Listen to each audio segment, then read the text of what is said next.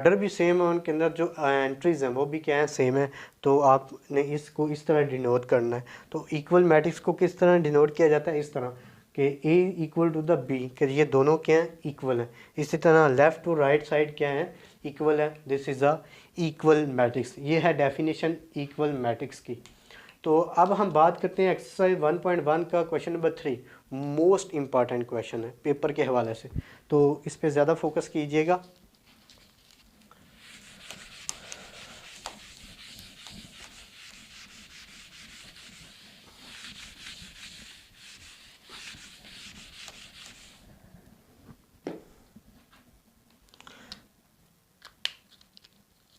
Question number हम 3 हल करने लगे हैं। उसमें क्या है कि फाइंड करें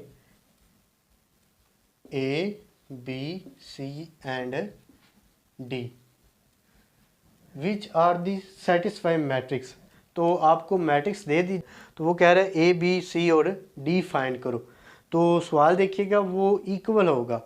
उसके अंदर जो आपको क्वेश्चन दिया जाएगा कि ए मैट्रिक्स, अगर एक आपके पास मैट्रिक्स है वो इक्वल किसी होगी बी, तो वो आपके पास क्वेश्चन क्या है, आपके पास यहाँ पे आपके पास ए प्लस सी होगा, पे हो जाएगा ए प्लस 2b, और यहाँ पे c माइनस 1, और यहाँ पे 4d-6 इक्वल किसके है, 0 -7 3 और 2d। ये आपके पास क्वेश्चन होगा। ठीक है जी, ये आपके पास क्वेश्चन होगा। ये कह रहा है कि ये मैट्रिक्स इस मैट्रिक्स के इक्वल है। तो हमने सिर्फ फाइंड करना है ए बी सी और डी की वैल्यू इसके अंदर से। तो अगर ये इक्वल है तो इससे मुराद क्या है मैट्रिक्स से, जो हमने डेफिनेशन पढ़ी है कि क्रॉसपोंडेंस एलिमेंट एंट्रीज जो होंगी वो क्या होगी, सेम होगी। तो इससे मुराद क्या कि फर्स्ट वाली किसके इक्वल है, फर्स्ट वाली के सेकंड, सेकंड वाली की इक्वल थर्ड, थर्ड वाली फोर्थ, फोर्थ वाली according to the equal matrix जो डेफिनेशन है उसके मुताबिक। तो अब हम इसको ए बी सी डी निकालेंगे, तो हम देखेंगे कि इसकी वैल्यू आती है कि नहीं आती। तो हमने ए बी सी और डी की वैल्यू निकालनी, तो वो कहाँ से, इस मैट्रिक्स से निकालेंगे। क्वेश्चन बनाते हैं कि आपके पास ए प्लस सी इक्वल किसके आ रहा है, 0 के। ये आपके पास एक इक्वेशन बन गई है। इसी तरह सेकंड क्या है, ए प्लस 2b इक्वल किसके आ रहा है, -7 के। ये सेकंड इक्वेशन है। और c -1 इक्वल किसके आ रहा है, 3 के। ये आपके पास थर्ड इक्वेशन आ गई। और लास्ट वन आपके पास 4d-6 इक्वल टू 2d, ये आपके पास फोर्थ इक्वेशन बन गई। ठीक है जी। अब आपने इसमें क्या में ए बी सी डी की वैल्यू कैसे फाइंड करेंगे कि आपने देखना है किस में एक अननोन दिया गया, एक पॉइंट दिया गया, इशारतन दिया गया कि अब यहाँ देखेंगे आपके पास 2 अननोन आ रहे हैं। सेकंड इक्वेशन में भी आपके पास 2 अननोन आ रहे हैं, ए और बी। यहाँ पे आपके पास एक अननोन आ रहा है। तो अब हमने इस इक्वेशन को पकड़ के सी की वैल्यू फाइंड करेंगे। सी की इसमें रखेंगे तो ए की आ जाएगी, ए की वैल्यू जब आएगी तो इसमें रखेंगे तो आपके पास किसकी आ जाएगी, बी की आ जाएगी। तो सो बाय इक्वेशन 3 इक्वेशन क्या आपके पास, c -1 इक्वल टू 3। अब हमने c निकालना है, तो ये -1 हो रहा है यहाँ, तो इसके साथ हमें ये नहीं चाहिए, हमें c चाहिए। तो ये उधर जाके क्या हो जाएगा, प्लस। तो ये कवाब में हड्डी है, हम इसको इधर ले आते हैं। तो ये आपके पास क्या हो जाएगा, 4। ये c की वैल्यू आपके पास क्या आ गई है, 4। अब ये वाली वैल्यू आपने किसके अंदर रखनी है, यहाँ पे in equation 1। So value of c putting in equation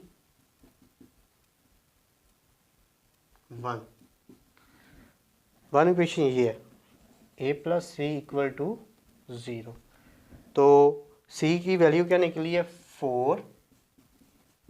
a की निकालनी है, तो ये 4 उधर जाके क्या हो जाएगा, माइनस। तो a की वैल्यू आपके पास -4 निकल आई।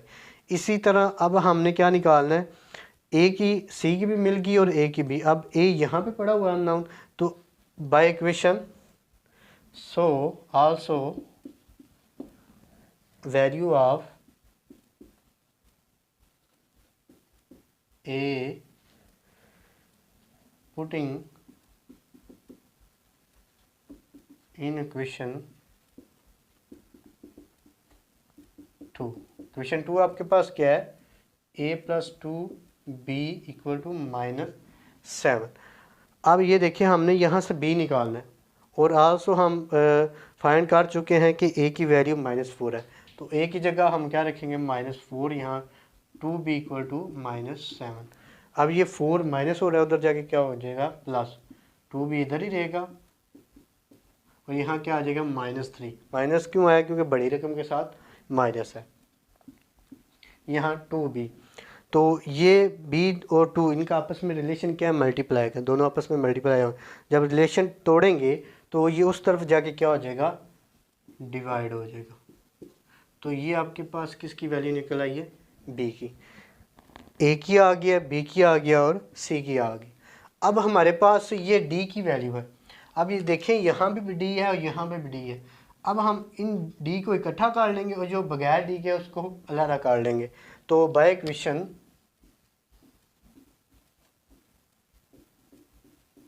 4 वो क्या है आपके पास, 4d minus 6 equal to 2d, ये आपके पास। अब हमने इसको क्या करना है जी, यहाँ से d वाली इकट्ठी कर लेते हैं। ये इधर प्लस हो रहा है, इधर आके क्या हो जाएगा माइनस, और इधर प्लस हो रहा है, ये 6 इधर आके सॉरी माइनस हो रहा है, इधर आके क्या हो गया प्लस हो गया। अब 4 में से 2d निकाल दें, 4d में से 2d निकाला तो 2d इक्वल किसके आ गया 6 के। अब इन दोनों का दोनों मल्टीप्लाई हो रहे हैं, तो ये इधर जाके क्या हो जाएगा डिवाइड, 2 1 टाइम 2 3 टाइम, तो d आपके पास क्या आ गया 3 आ गया। ले जी, हमारे जो 4 अननोन थे वो हमने उनकी वैल्यू फाइंड आउट कर ली है। जो अब सवाल ये पैदा होता है कि ये हमने इक्वल मैट्रिक्स की जो डेफिनेशन पढ़ी उसमें दो कंडीशन थी। फर्स्ट वाली थी कि इनके ऑर्डर सेम होना चाहिए, इस सवाल में इसके ऑर्डर सेम है, बट यहाँ पे सवाल एक पैदा हो रहा है कि हमने जो इक्वल मैट्रिक्स की डेफिनेशन पढ़ी थी उसमें ऑर्डर सेम होना चाहिए, फर्स्ट कंडीशन थी। फिर सेकंड था कि क्रॉसपोंडेंस एलिमेंट जो एंट्रीज हैं वो सेम होनी चाहिए, बट यहाँ पे तो ये डिफरेंट आ रही हैं, तो इन्होंने कैसे एक दूसरे के इक्वल रख दी है कि ये वाला मैट्रिक्स इस मैट्रिक्स के इक्वल है।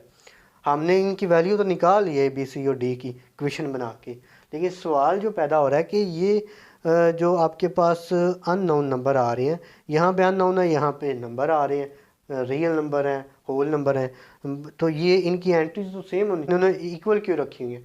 तो अब हम इनको प्रूव करते हैं कि इनकी जो वैल्यू है ए बी सी डी की, इसके अंदर रख के प्रूव करते हैं कि आया ये लेफ़्ट और राइट साइड बराबर है कि नहीं है। वो देखिएगा किस तरह होता है कि ये सवाल सही है कि नहीं।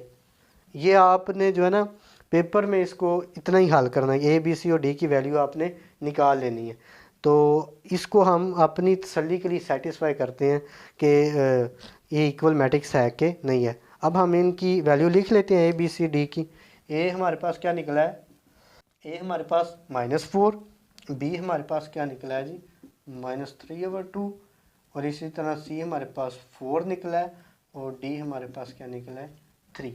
ये आपके पास वैल्यू हमने साइड पे लिख लिया। अब हम ये वैल्यू इसके अंदर पुट करते हैं और लेफ़्ट और राइट साइड लेके आते हैं ये इक्वल है कि नहीं।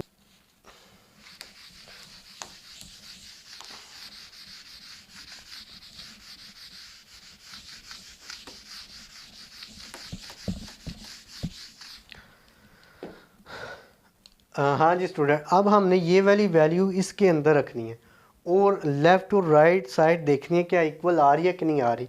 इन्होंने जो इक्वल रखा है, इक्वल उस वक्त होगा मैट्रिक्स जब उसमें दो कंडीशन सेटिस्फाई, फर्स्ट वाली हो रही है लेकिन सेकंड वाली नहीं हो रही।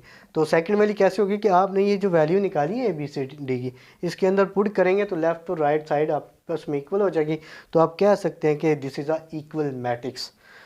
सो अब हम ए की वैल्यू इसके अंदर रखते हैं। ये देखिएगा ए हमारे पास क्या है -4, सी हमारे पास है 4, इसी तरह ए हमारे पास क्या निकला है -4 + 2, बी हमारे पास क्या है -3/2, इसी तरह सी हमारे पास क्या निकला है 4 - 1 और 4, और डी की वैल्यू हमारे पास क्या है जी 3, 4d - 6 इक्वल किसके आ जाएगा इसकी, ये 0 ऐसे ही, -7 ऐसे ही, 3 ऐसे ही, 2 और डी की वैल्यू हमारे आपके पास क्या निकली है 3। ठीक है जी, यहाँ तक आपको अंडरस्टूड हो गया होगा कि हमने सिंपल क्या किया है, ए बी सी की वैल्यू इसके अंदर रखी है। अब इसको माइनस करते हैं, सिंपल करते हैं, ये इससे काट जाएगा 0, इसी तरह ये इससे काट गया, इधर क्या बचा -4 -3, इस 4 में से 1 3 और 4 3 टाइम 12 -6 इक्वल किसके आ जाएगा 0 3 -7 टू 3 द 6।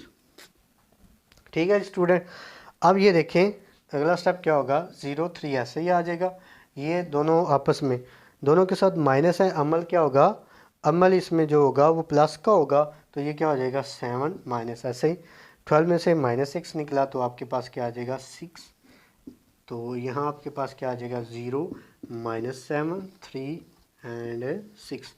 ये देखिए हमने प्रूफ कर दिया कि ये जो उन्होंने क्वेश्चन दिया हुआ था ये पेपर में करने की ज़रूरत नहीं है, क्योंकि वहाँ पे सिर्फ वो कह रहा है कि ए बी सी और डी की वैल्यू आपने फाइंड आउट करनी है, वो हमने कर चुके हैं। ये आपको बता रहा हूँ कि अगर आपके माइंड में ये सवाल आ जाए कि इक्वल मैट्रिक्स उस वक्त होंगे जब दो कंडीशन सेटिस्फाई होंगी, तो ये दो कंडीशन सेटिस्फाई, फर्स्ट वाली तो हो रही थी, सेकंड वाली हमने इनके अंदर वैल्यू जो अननोन थे उनके अंदर वैल्यू पुट की है, पुट करने के बाद हमने देखा कि लेफ़्ट और राइट आपके पास एंटीज इक्वल आ रही है जी, ए बी सी और डी की हमने इसके अंदर वैल्यू पुट की, पुट करने के बाद हमने इनको सिंपल किया तो एंड पे आके देखा लेफ़्ट टू राइट जो इक्वल आ रहे हैं, क्योंकि उसके अंदर अब इसके अंदर देखें कि नंबर ऑफ़ रोज़ और कॉलम भी इक्वल है और इनके जो अंदर करस्पोंडेंस एलिमेंट है या एंट्री है वो भी क्या आ रही है इक्वल, कि फर्स्ट वाला फर्स्ट वाले के इक्वल है, सेकंड वाला सेकंड के, थर्ड वाला थर्ड के, फोर्थ वाला। ठीक है जी, अल्लाह हाफिज़, टेक केयर स्टूडेंट।